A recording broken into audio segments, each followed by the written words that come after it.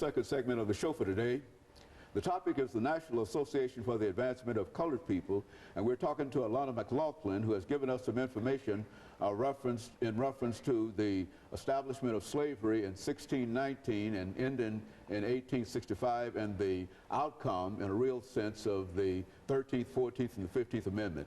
And so, Alana, let's pick up where we left off during that first segment, and to have you to give us some information in reference to efforts to end the institution of slavery that ultimately led to the 13th Amendment. Who are some of the individuals and some of the ideas that played an important part with making people want to oppose slavery? Well, some people just thought that slavery was wrong, and I am one of those people. But also some white people thought that slavery was wrong also. So, for example, Martin Luther King, Rosa Parks, Harriet Tubman, Sojourner Truth, they all thought that slavery was not a good thing, but they all tried their hardest to get rid of slavery, some more than others. As Martin Luther King said, he had a dream that one day we would all live in peace, and that one day we would all love each other. One day there would be no hatred, there would just be peace on earth. Rosa Parks had that same idea because they all thought that, hey, why can we not be treated equally like the white people? Are they better than us? Because every person in the world is the same in God's eyes. Okay, and so there's a real need and a real sense among all people to end the institution of slavery, and that was done by the 13th Amendment to the Constitution. I think that at one time when we talked about some of these terrorist organizations, one of the groups that you talked about had to do with the birth of the nation. Why don't you give us some information in reference to the birth of the nation and how that fitted into slavery and et cetera? Well, some terrorist groups, they all started because there was this movie, The Birth of a Nation, and it talks about how they treated black people unfairly, and they thought that it would just be, you know, a good idea to just treat them like they're nothing.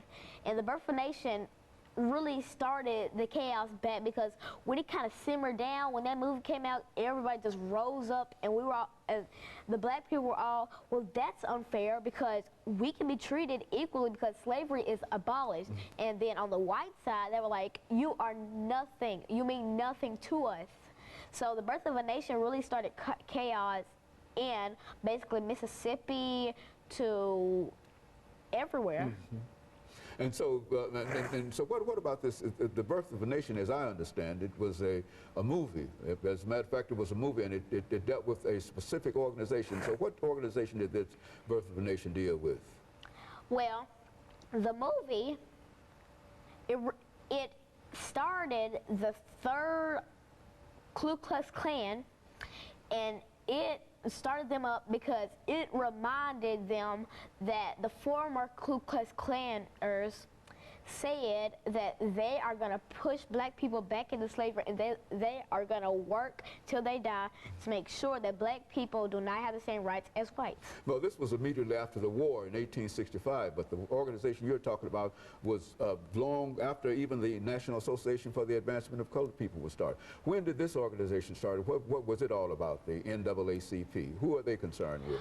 Well, the NAACP, also known as the National Association for the Advancement of Colored People, started in 1909, and it started out with only 32 people, and they would meet in Maryland, Baltimore, where they would discuss all the issues of black people not having their own rights, and they have to be segregated. And they have to drink over here, or eat over here, or get shoes at this place, and they weren't treated like the white people were treated, because back then white people were like majesty. They were given all the best things. They were royalty, and the black people were just, they treated them like nobodies. They treated them like they didn't exist.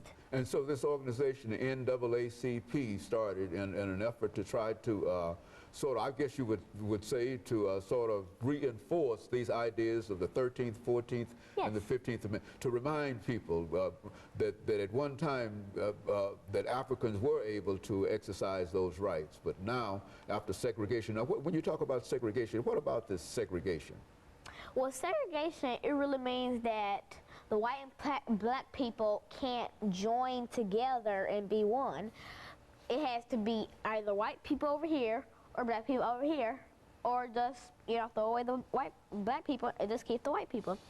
They thought that since the black people originated from slavery, they shouldn't have the 13th, 14th, and 15th Amendments. They didn't want to give them the right to vote. They didn't want them to be citizens. They didn't want to give them freedom. They wanted to push them back into slavery like it was when it was abolished. And so in a real sense, this organization is really concerned about those, what you call civil rights amendments, the 13th, 14th, and the 15th Amendment. Do you think that many people in your class or in your age are aware of the 13th, 14th, and the 15th Amendment to the Constitution?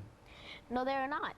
More youth and more of the teenagers or growing people up, they need to learn that their heritage came from slavery.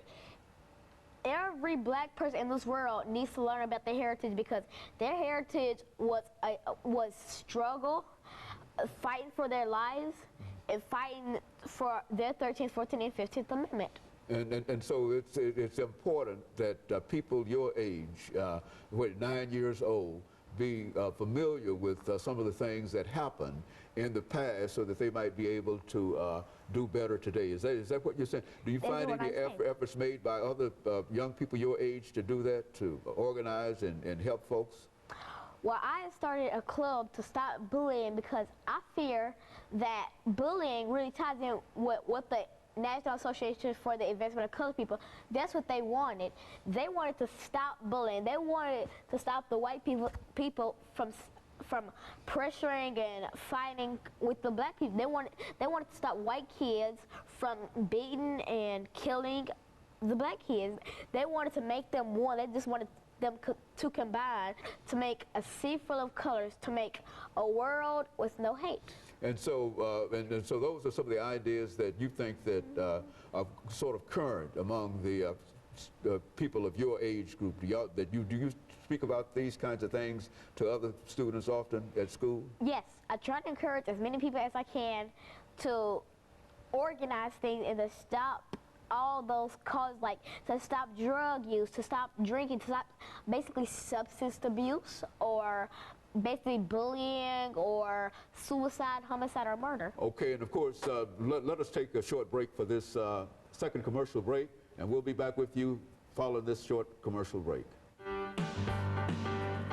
Show for today. The